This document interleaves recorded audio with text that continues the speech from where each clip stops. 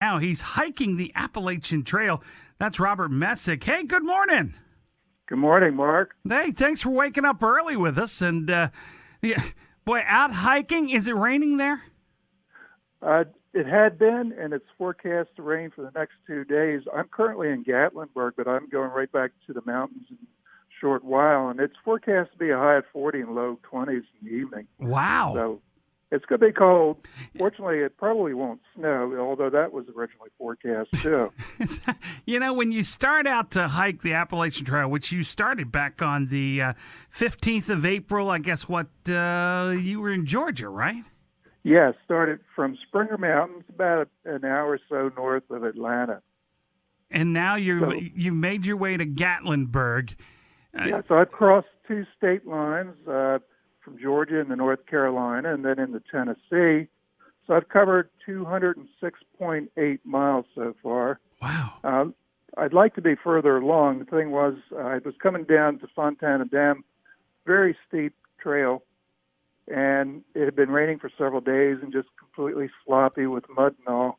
And I took a nosedive into the brush and wrenched my knee a little bit. So I've had to take a few days here in Gatlinburg to rest and ice my knee and compression.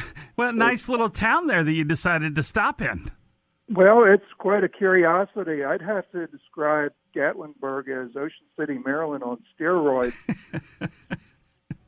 They just have so many bizarre curiosities, different entertainment things going on, and moonshine seems to be a big seller around here. Well, that'll be good for tonight. Well, that's the problem. Carrying anything, you have the penalty of the weight. Yeah. And the jug, that wouldn't work for me. Too much weight. Yeah, no doubt. So other than the wrenched knee, is it feeling better now? Yes, much better. I can bear weight on it without discomfort. So I'm anxious to get back out on the trail. I'm a few days or more behind what I'd hoped to be.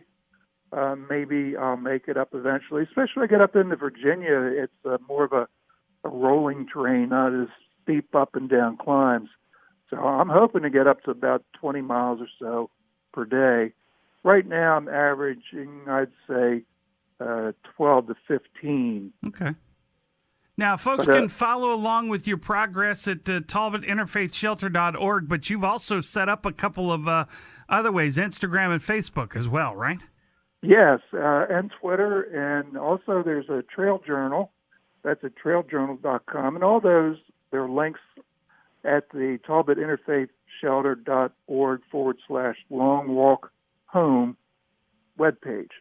And the trailjournal.com is to allow me to, kind of like a blog where I can give daily narratives of what I've been doing, go into a lot more detail about what I've experienced during the day compared to Facebook, where it's more just snippets and explaining the photos that I post, and also videos. So I'm trying to make it fun and informative for everyone, and I've gotten a lot of positive feedback from it. So I hope people, the listeners out there, will take a look at it and hopefully also consider making a donation to Talbot Interfaith Shelter. It's really a tremendous organization and serving a very important need for the community.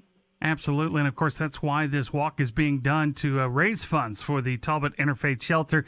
One more thing before we let you go. What is the most interesting thing that you've seen so far?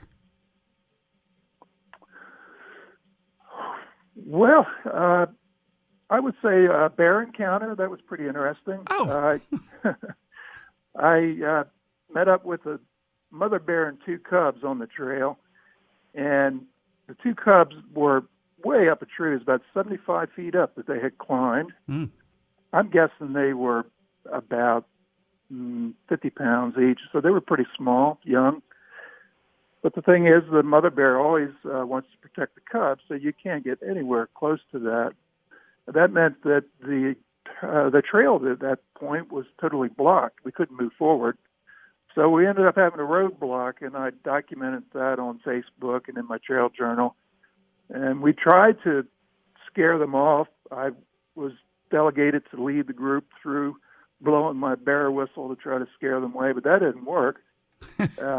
So we had to back off, and then we kind of stayed quiet around a corner, allowing them time to disperse. But it took a couple hours.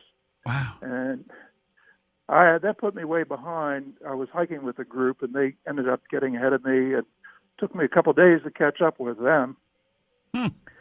So that was an interesting experience dealing with the bears. Yeah, I would say so. That's about as close of an encounter with a bear that I'd care to have. No doubt. Well, listen, we appreciate your time, and we look forward to talking to you again real soon. And stay safe and take care of that knee. Thanks very much, Mark. Hope to hear from you again soon. Absolutely. Thank you.